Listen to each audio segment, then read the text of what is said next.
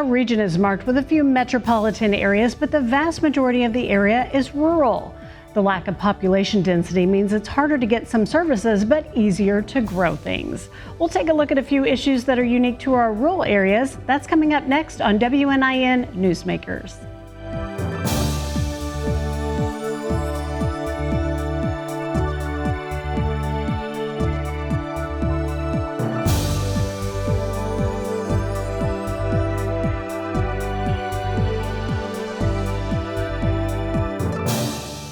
When the pandemic hit over 2 years ago, schools and businesses were shut down, and it became clear that people in rural areas were at a huge disadvantage when it came to doing schoolwork or working remotely.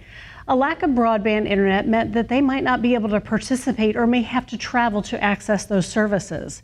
With funds from the American Rescue Plan, Vanderburgh County has entered into an agreement with AT&T to build and maintain the rural broadband network. Joining us to discuss progress on the project is AT&T Indiana President Bill Swords. Thanks for being here. Thanks, Amy. Appreciate the opportunity. Well, you know, some of us, let's go back to the basics. Some of us remember whenever it was the dial-up, and of course, millennials only know everything as Wi-Fi. So help us understand exactly what is the broadband element of internet service. Sure, thanks. Well, at AT&T, we've been building communication networks in Indiana, in Vanderburgh County, for over 100 years. And historically, that's been about copper telephone wires. And that means even less probably to younger people of today. But these networks were designed for making voice calls over long distances over copper wires. And over time, probably 15 years ago, we started upgrading the capacity of those lines, new technology involved.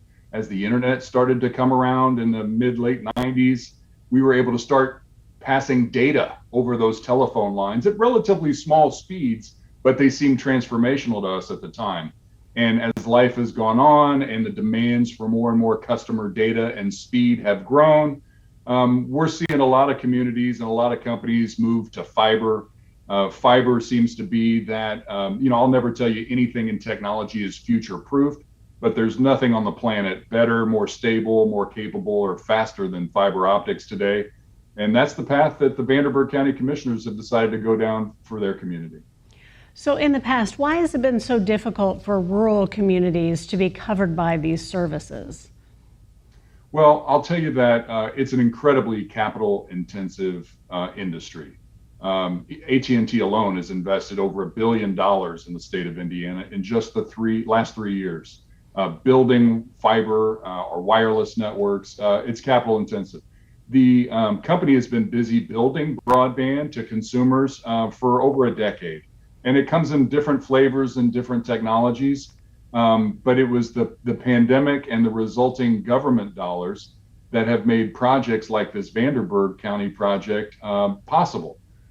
This is going to be a once in a generation, truly transformational project that we're partnering with the county on, that will make an impression and leave a lasting infrastructure that will impact the community for years and years going forward. So of course in the city and county we see broadband internet come across cable, or as you mentioned, fiber networks. So how will that happen in rural communities? Are you actually burying cable and fiber networks, or are you establishing a different way to deliver that service? So the scope of this project, we signed an agreement with the county last November, and it's about a $40 million project. It's the single largest fiber project in the state of Indiana today. And what that's going to result on is a fiber connection to every home and business and farm in about 95% of the unincorporated area of Vanderburgh County. And we're incredibly excited about it. We think it's going to be transformational. It really positions Vanderburgh County well for the future. But if not for the vision of Commissioner Musgrave and Nelson and Hatfield, and quite frankly, the unanimous support of the county council, very few things in government seem to be unanimous these days. But there was just really a united community interest in moving a project like this to do it once and for all, with the fastest, best technology available to consumers, and to get it out there nearly countywide within 2 years. Of course, it is so difficult to even operate anymore without having internet access for both school children and for people who want to work remotely or work at home.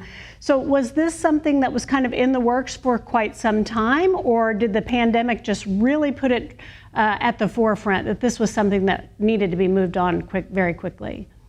Well, we've been investing in building fiber in Evansville, portions of Evansville, for the last few years. But the short answer to your question is no. A project of this size, this scope, could not have been envisioned before the pandemic or before some of the government dollars that made its way to Vanderburgh County.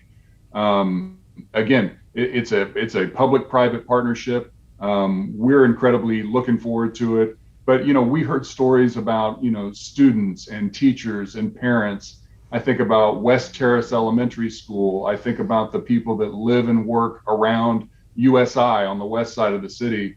And, your local government leaders, your community leaders heard about that problem tenfold during the pandemic as students and parents were all frustrated, teachers were frustrated, just trying to conduct normal education in anything but normal circumstances. Right. And I think when the local leaders of Vanderburgh County received some of their federal funding, they made a strategic decision that broadband connectivity is going to be our absolute priority. And we just feel fortunate and honored to be able to step forward and be that private sector partner to help make a lasting impression and change in the community. Wonderful. Well, when will the project start, or has it already begun? And what's the timeline? When can people in some of the rural areas expect to be able to get online? The project began the minute the commissioners executed this document last November. So we spent about the first 6 months doing a really detailed design. We started ordering equipment, electronics, fiber optics. Fortunately, we've been investing in Vanderburgh County for a long, long time. And so we have a lot of existing facilities we can take advantage of also. We've started filing for permits, and we're excited about that. Neighbors and folks in the unincorporated parts of the county will start to see some construction very soon. We'll begin offering services in portions of the unincorporated part of the county early this fall, and we look forward to making further announcements about that. But it is our intent, and we are on time, on budget, and ready to execute this project by the end of November of 2023. Great. So what are some of the plan options that people in the rural communities can expect for this service? Well, the best news is that there's a plan and a price that's available for everyone. And maybe even more importantly to the rural residents of Vanderburgh County, and this was really important to your county leaders too, the prices and the plans that are available are the same prices and plans that would be available in Indianapolis or any large city. So we're really excited about that. We're going to give consumers a lot of different options. When we bring fiber to a community, we give you lots of different speed options from as low as $55 a month for 300 megabits up and down. And for years, that speed probably just sounded like a pipe dream to many folks. But that's our entry level speed now. And then there's various prices and tiers, speeds that go all the way up to 5 gigabits up and down. And maybe that's for a small business or a web designer or someone who's working from home.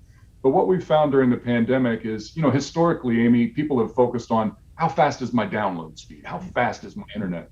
But during the pandemic, as we learned from home and work from home, we've learned that our upload speeds are equally as important for video transmissions and e-learning and telemedicine.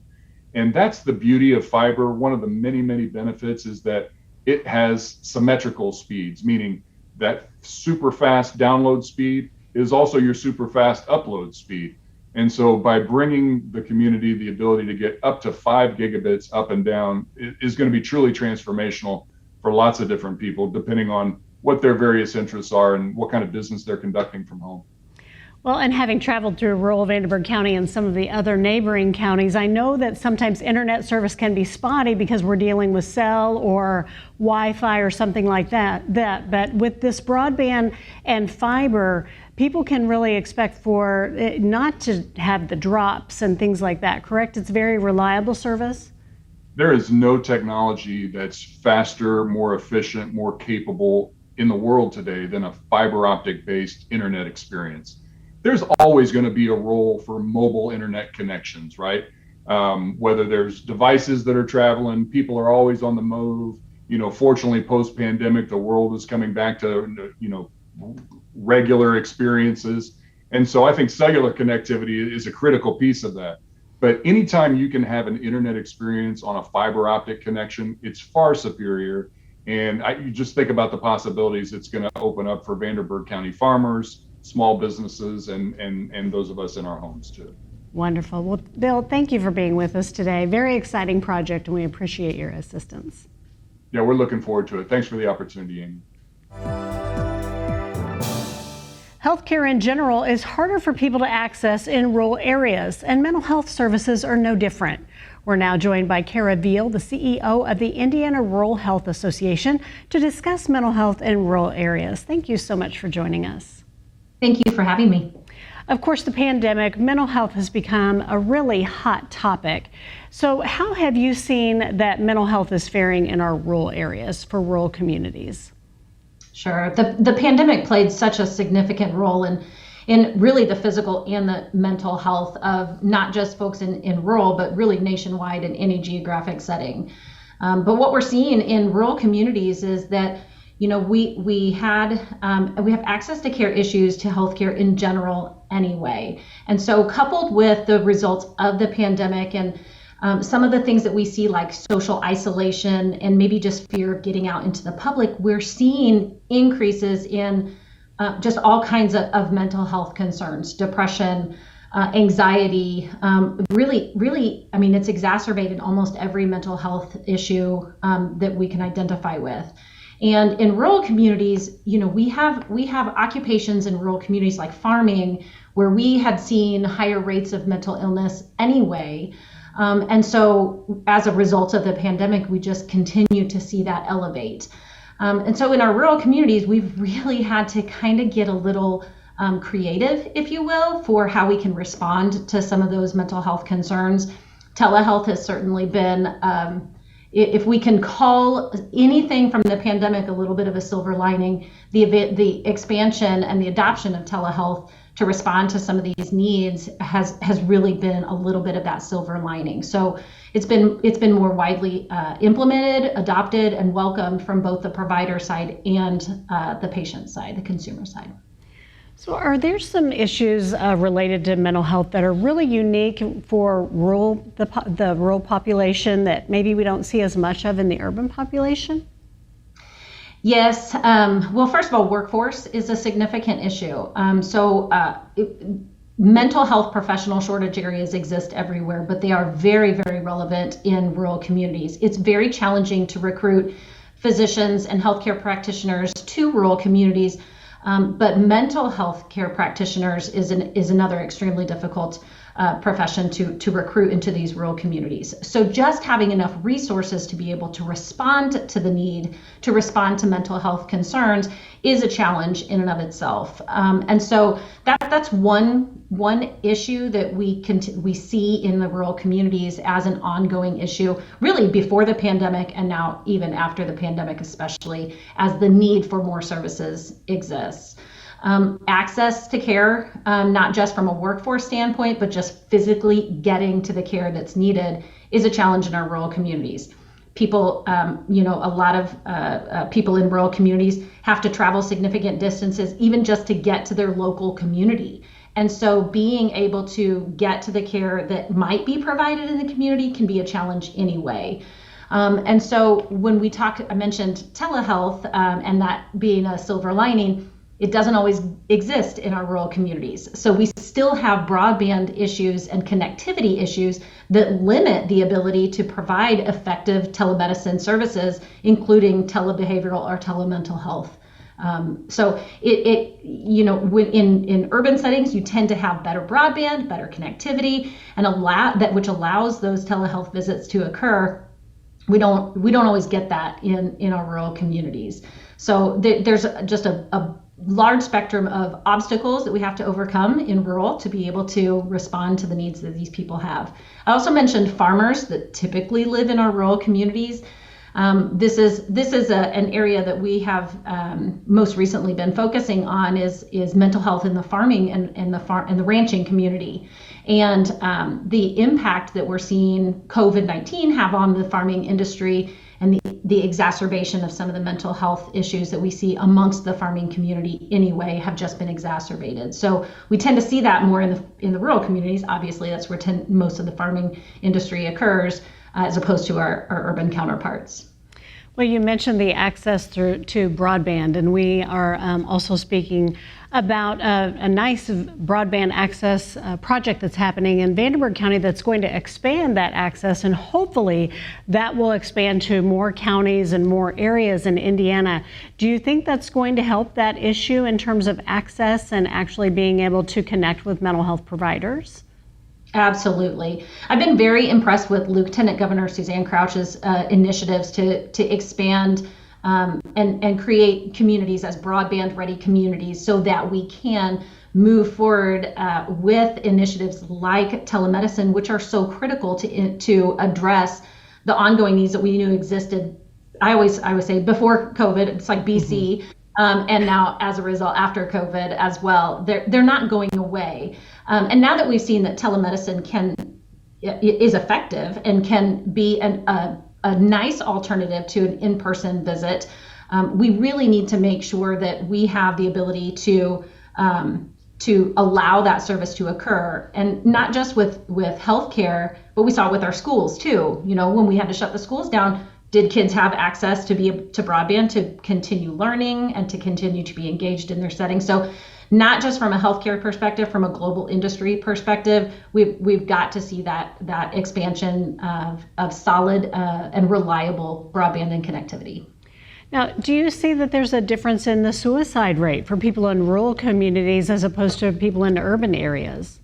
We do, and we're seeing increased trends in our rural communities, and amongst some of the industries that I previously mentioned. But then we also see, because they have a different level of isolation, because we tend to live in locations where we just aren't as close, physically as close to others. So we're seeing increases in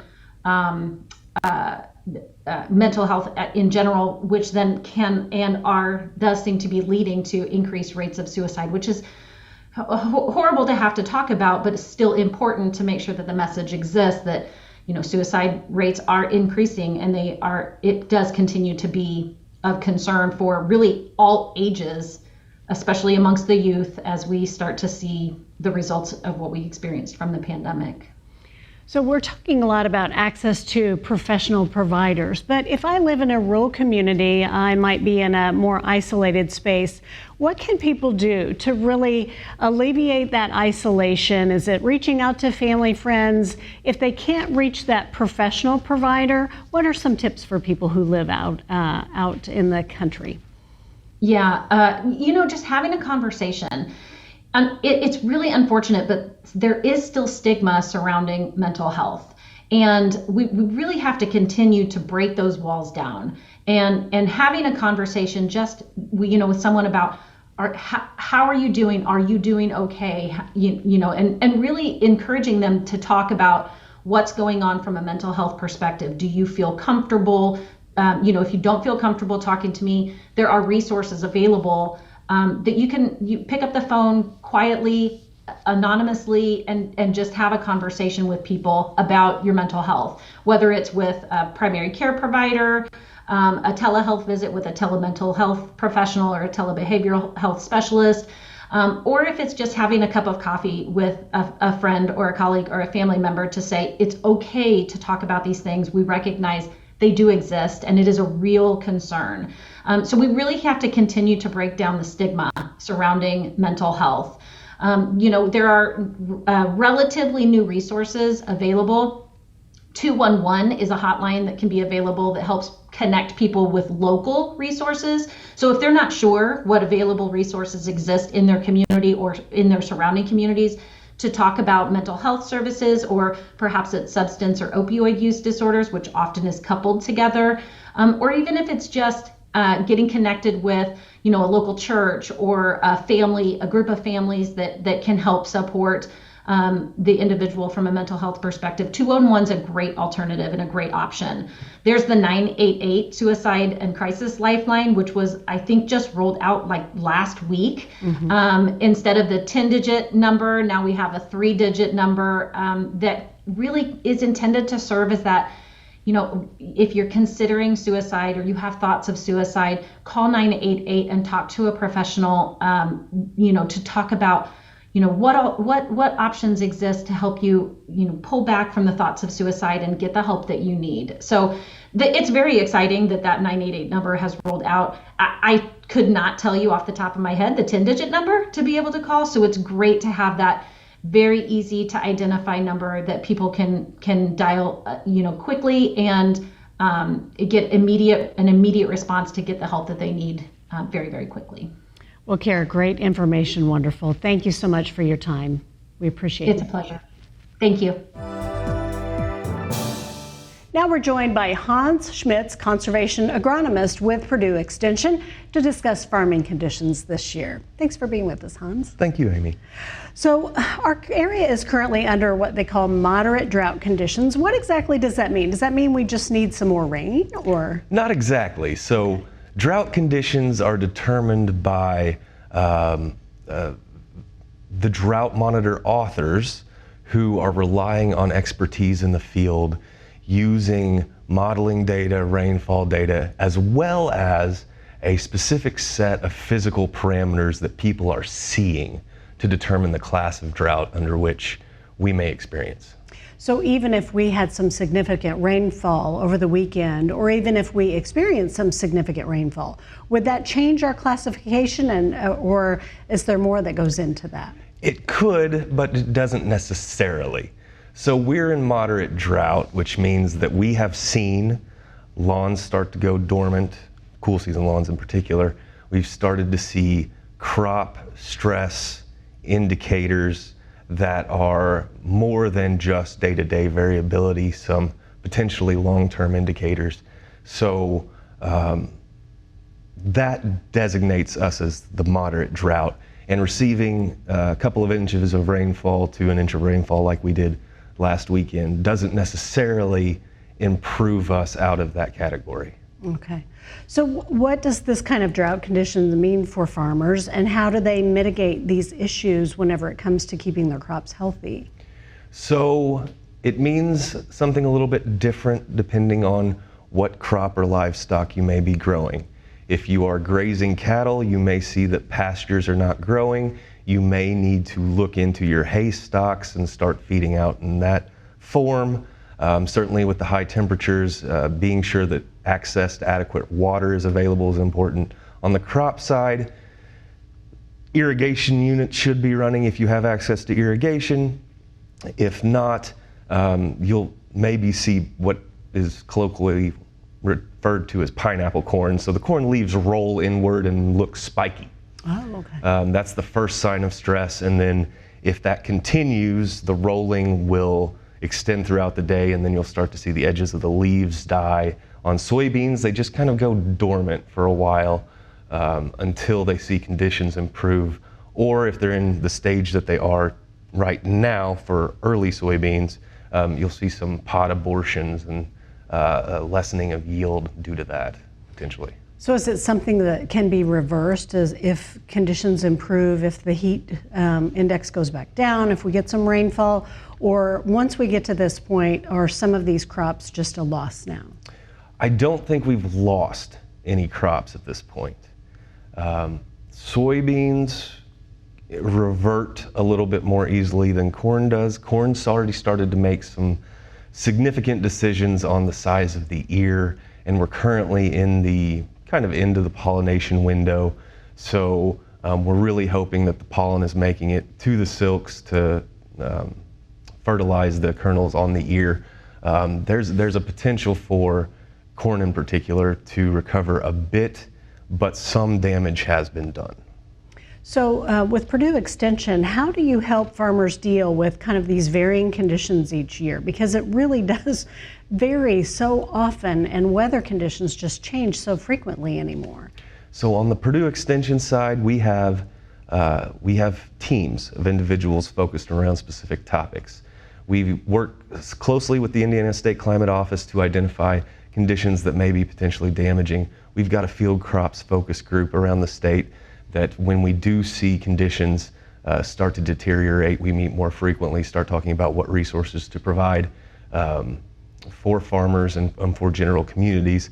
We've got www.purdue.edu/drought, which will take you to some general and field crop specific resources to peruse. And then I'm also affiliated with the Conservation Cropping Systems Initiative, which focuses on soil health and instituting practices that may help make crops a little bit more resilient to future droughts. Wonderful.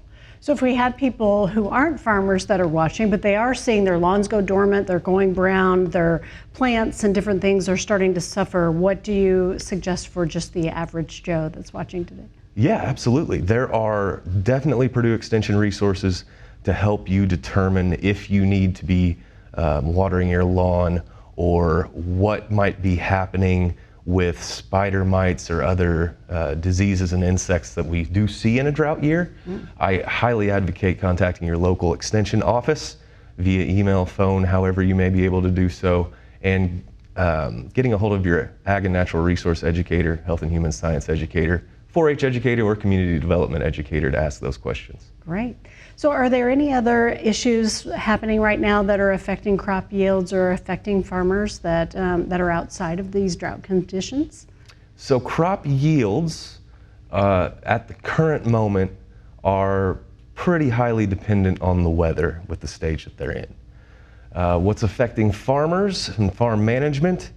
The war in Ukraine, definitely.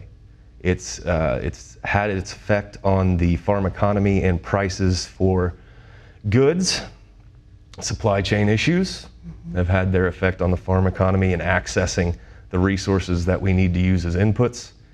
The things that you see in the nightly news that affect the global economy also affect our local farmers. All right. Well, thank you so much for joining us. Thank you for having me. Thanks to all of our guests for joining us to let us know about some of the issues that rural communities are facing. Next week, we'll take a look at local apprenticeship programs for a variety of occupations. Thanks for watching WNIN Newsmakers.